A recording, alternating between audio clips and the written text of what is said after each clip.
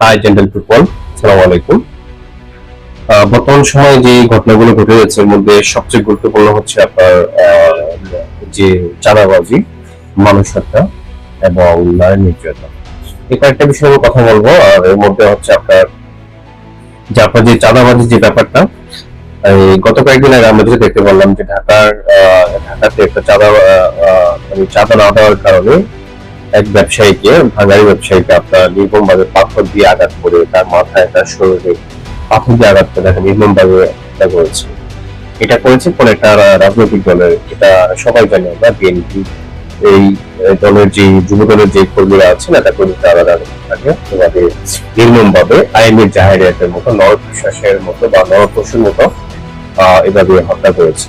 হ্যাঁ, তো ব্যাপারটা হচ্ছে আপনার এটা অত্যন্ত মর্মান্তিক এবং খুবই দুঃখজনক এবং ভিন্ন কাজ হচ্ছে যারা করেছে তাদের জন্য, মর্মান্তিক হচ্ছে আমরা যারা সাধারণ মানুষ আছে। ভিন্ন কাজ হচ্ছে মানুষের অন্তরে একটা ঘৃণা তৈরি হয়েছে যারা করেছে, এবং যাদের ছত্রছায়া করেছে, যে পার্টির লোকরা করেছে, তাদের তাদের প্রতি মানুষের একটা ঘৃণা তৈরি হয়েছে। শুধু ঘৃণা না, আপনি যদি বলেন ঘৃণা এবং ক্ষোভ, দুইটাই তৈরি হয়েছে।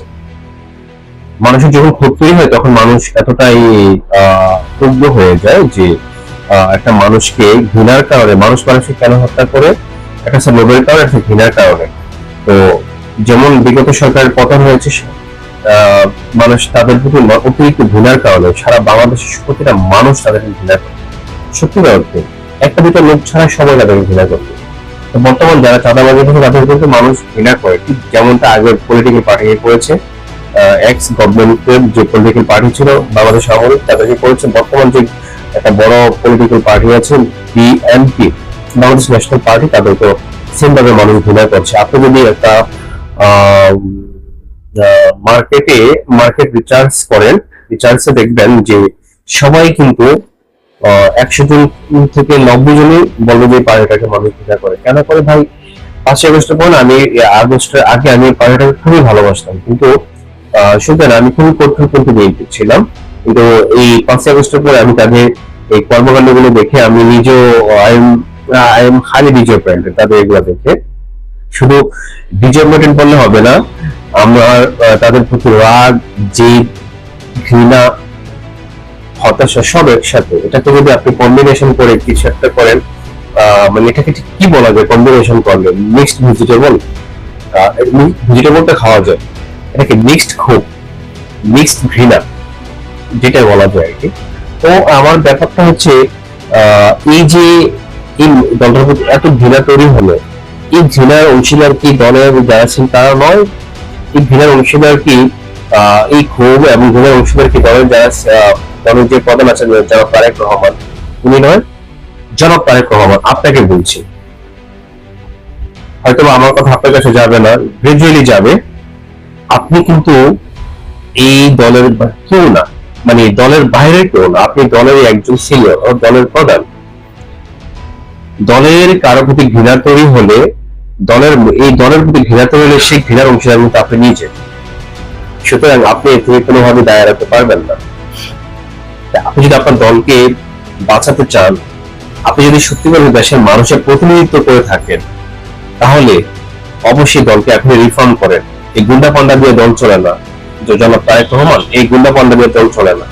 দল চলে সৎ, আদর্শ, দেশপ্রেম, নৈতিকতা এবং মানুষের প্রতি সহানুভূতি, মানুষের জন্য রাজনীতি, মানুষের জন্য কাজ, এসব দিয়েই দল চলে। টিকে থাকে এটার উপর, মিথ্যার উপর কখনো কোনো কিছু টিকে থাকতে পারে না। যেমনটা মধ্যপ্রাচ্যে যে একটা ক্যান্সার কান্ট্রি আছে, সেই কান্ট্রি কিন্তু টিকে আছে তার শক্তি দিয়ে। মনে রাখবেন, সবসময় শক্তি দিয়ে টিকে থাকা যায় না।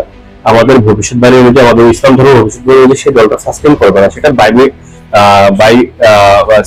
বাইবেলের একটা চ্যাপ্টার আছে, যতটুকু আমি জানি, সেখানেও কিন্তু সেই জিনিসটা তারা প্রকাশ করে না, বাট সেটার ভবিষ্যৎবাণী অনুযায়ী কিন্তু সেই কান্ট্রিটা, ক্যান্সার কান্ট্রিটা কিন্তু সাস্টেন করবে না। আর আপনি শক্তি দিয়ে কখনো সাস্টেন করতে পারবেন না, সার্টেন টাইম। এখন আমরা যেটা দেখছি, আপনাদের পেশি শক্তি, আপনার গায়ের শক্তি, মুখের শক্তি অতিরিক্ত ব্যবহার করছেন একটা মানুষকে হ্যামারিং করার জন্য। এটাই যথেষ্ট। মানুষকে শারীরিক, মানসিক এবং সামাজিক ভাবে হ্যামারিং করার জন্য আপনাদের গায়ের শক্তি এবং মুখের শক্তি যথেষ্ট। আমি দেখেছি কিছুদিন আগে ইশরাক বলেছে, ইশরাক একটা মানে এটা কি বলবো আমি তাকে, যে একটা সৎ বাবার অসৎ অযোগ্য এক ছেলে, যে বলেছে যে আমাদের দলের নেতা যদি আমাদেরকে এই মুহূর্তে অর্ডার করে তাহলে আমরা 15 মিনিটে সচিবালয় খালি করে এবং সরকারের পতন ঘটাবো। ভাই এই 15 মিনিটে খালি করা সবাই হুমকি দিয়েছে, বিগত সরকারও দিয়েছে। তারা লেজ গুটিয়ে একেবারে কাপড় নিয়েও পালাইতে পারে না, নিজের পরনের কাপড় নিয়ে পালাইতে পারে না, তারা দেশের বাইরে পালিয়ে গেছে, চুরি করে পালিয়ে গেছে, কতগুলো পট খেয়ে গেছে সীমান্তে। তো এই যে এই ধরনের হুমকি দামকে না মানুষ এখন আর মেনে নেয় না বা মানবে না, মানুষ এখন এগুলো ভালো চোখে দেয় না। আপনার একটা বৃহৎ দল, আপনার তো মিনিমাম ন্যূনতম বিবেকবোধ কমন সেন্স থাকা দরকার যে মানুষ ঠিক কি চায়, মানুষের আবেগ কি, মানুষের চাওয়াটা কি আপনাদের প্রতি, আপনাদের প্রতি চাওয়া হচ্ছে সেটা আপনার বোঝার কথা।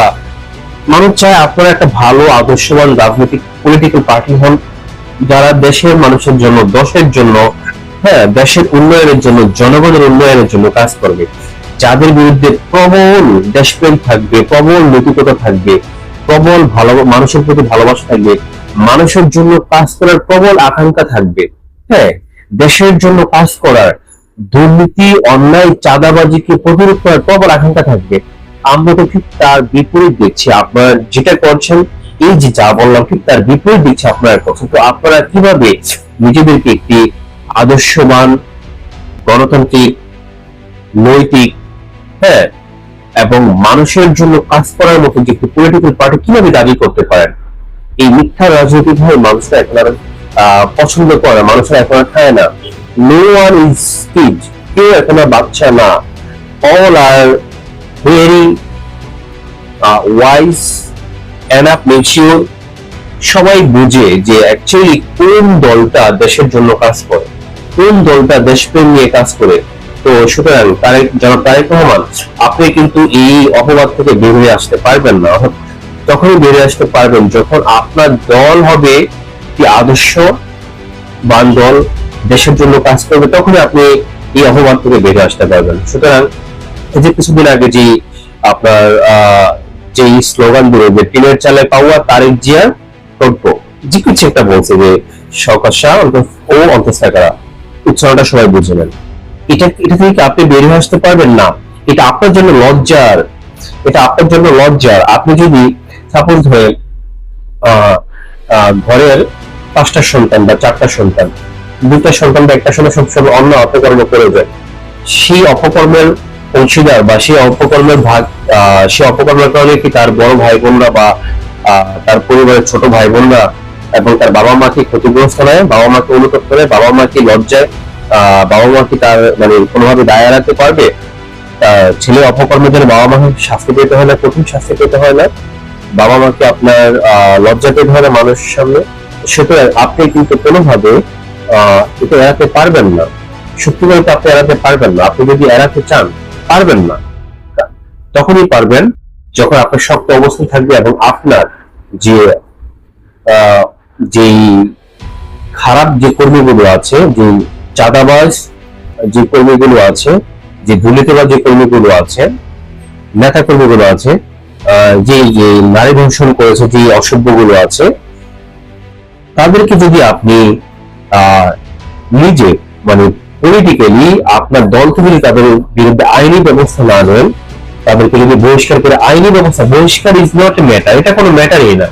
মানে বাবা ছেলে অপরাধ করেছে, তুমি আজকে থেকে আমার সন্তান, তুমি ঘর থেকে বের হয়ে যাবে, কিছুদিন পরে আবার দলকে ঘরে নিয়ে আসবে। এই বিষয়টা হচ্ছে এরকম, যখন বাবা বলবে you are not my child, you are not my son, তখন এই কথা বলে যখন বাবা তার ছেলেকে ঘর থেকে বের করে দিবে, ত্যায্য করে দিবে, তখন এটা শুধু ইফেক্টিভ একটা রেজাল্ট, বা তার ছেলে প্রতিক্রিয়া করে ভালো হয়ে যাবে, সেটা হচ্ছে ইফেক্টিভ রেজাল্ট। কিন্তু আপনার কর্মীরা তো সেটা করছে না, আপনার কর্মীরা যাকে পাচ্ছে তাকে হুমকি দিচ্ছে। আমি নিজে হুমকির সম্মুখীন হয়েছি, আমার চাকরি খেয়ে বলছে, আমার প্রতিষ্ঠানে গিয়ে চাকরি খেয়ে গেলে এমনও কথা আমাকে বলছে।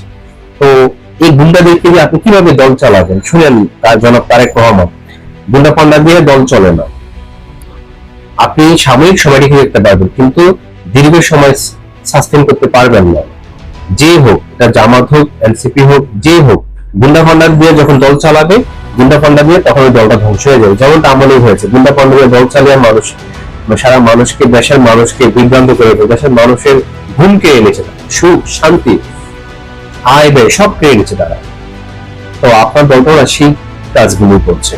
এতে করে কি হচ্ছে, আপনাদের প্রতি মানসিক ঘৃণা, তীব্র ক্ষোভ জন্ম হচ্ছে। এইটা থেকেই মানুষ আপনাদেরকে অতিরিক্ত অপছন্দ করে। অতিরিক্ত আপনাদের রুমিন পাহানাকে, এই বেটিকে সামলান। এই বেটি প্রতিটা মানুষের বিরুদ্ধে কথা বলেন। যে একটা নৈতিক কথা বলবে, রুমিন পাহানা তার বিরুদ্ধে দাঁড়িয়ে যায়। রুমিন পাহানা এই যে ডেঞ্জার একজন নারীকে দিয়ে আপনি মিডিয়াতে নিয়ে আসেন, এই ডেঞ্জার নারী তো আপনার দলের ক্ষতি করে। জনাব তারেক রহমান আপনার দলের ক্ষতি করে। আপনি চিন্তা করে দেখেন, সে যখন তাকে দুনিয়া যখন মানুষ ট্রল করে, এটা ভাবেন না যে ঠিক হয়ে যাবে। এই ট্রল কিন্তু এটা আপনার দলের এফেক্ট, আপনার ভোটগুলোকে ডেমোলিশ করে দিচ্ছে। সুতরাং আপনি যদি ভবিষ্যতে ভালো কিছু করতে চান, এই রুমিন পাহাড়ার মতো এই দুষ্ট নারীকে দল থেকে বহিষ্কার করে দেন, গুন্ডা পান্ডাবাড়িকে দল থেকে বহিষ্কার করে দেন, চাঁদাবাজকে দল থেকে বহিষ্কার করে দেন, এবং আইনি ব্যবস্থা নেবেন। জেল হবে তাদের বিরুদ্ধে, জেল। তারা জেলে কষ্ট পাবে। যদি এমন ব্যবস্থা নিতে পারেন, তাহলে দেশের জনগণ মনে করবে যে না, জনাব তারেক রহমান এবং বিএনপি সত্যিকারে দেশের মানুষের জন্য রাজনীতি করেন। যারা অন্যায় করবে তাদের স্থান না বিএনপিতে, তাদের স্থান না সমাজে, তাদের স্থান হচ্ছে আপনার জেলে। সুতরাং এই ধরনের ব্যবস্থা নিতে পারলে তখন মনে করবো যে না, বিএনপি একটি আদর্শ রাজনৈতিক দল এবং তারা দেশের মানুষের জন্য, দেশের জন্য দুর্নীতির বিরুদ্ধে, চাঁদাবাজের বিরুদ্ধে তারা কাজ করে। আদারওয়াইজ সবাই ধরে নেবে আপনারা দেশের মানুষের বিরোধী, চাঁদাবাজি একটা দল, চাঁদাবাজ করেন এবং দেশ বিরোধী কাজকর্মে লিপ্ত আছেন, সবাই এটাই ধরে নেবে। সুতরাং সময় থাকতে ব্যবস্থা নিন, আদারওয়াইজ ফিউচার অনেক আনসার্টেন এন্ড ইউর অ্যাক্টিভিটিস, সবাই ধরে নেবে আপনারা চাঁদাবাজি। আপনার এখনকার activities, your activities will transform a good or bad political party. Your activities will transform a nonsense political party.